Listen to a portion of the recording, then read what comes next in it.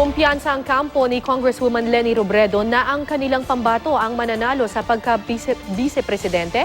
Pero ang kampo ni Senador Bongbong Marcos may ilalabas daw na ebidensya na dinaya di umano ang resulta ng botohan. May report si Salima Refran.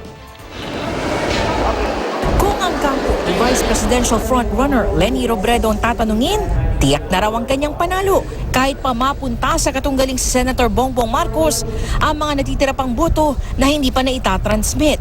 Kahapon, nagtipon-tipon sa Ateneo de Manila University sa Quezon City ang kanyang mga taga-suporta para sa isang Thanksgiving Mass. Batay sa datos na official COMELEC mismo ang naglalakhala, kabilang na ang OAB at LAB, lamang pa rin si Congresswoman Leni Robredo ng 24,341. Ayon sa kampo ni Robredo, kung pagsasama-samahin ng mga boto sa mga lugar na hindi pa nakakapag-transmit, pati na mga boto ng mga detainee, aabot na lang daw ito sa mahigit 100,000. Samantalang nasa mahigit 200,000 boto pa ang lamang ng kongresista laban kay Senador Marcos. Sigurado na kaming irreversible na siya. Yung worst case scenario na 0 ako dun sa lahat na towns na imposible din naman, panalo pa din.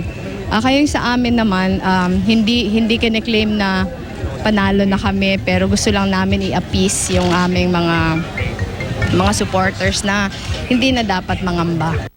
Buwelta naman ni Attorney Sixto Brillantes, dating COMELEC chairman at ngayon abogado ni Senador Marcos, masyado pang maaga para masabi kung panalo na nga talaga si Robredo.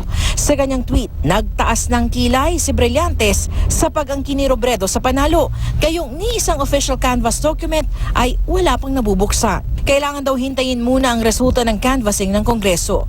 Dikit kasi ang bilang ng boto ng dalawang kumakandidato sa pagka-vice-presidente. Dagdag ni Brillantes, sa oras na magsimula ang pagka-canvass ng boto ng Kongreso, saka lang daw nila ilalabas ang mga ebidensyang magpapatunay umano na dinaya ang kanilang pambato. Salima Refran, GMA News.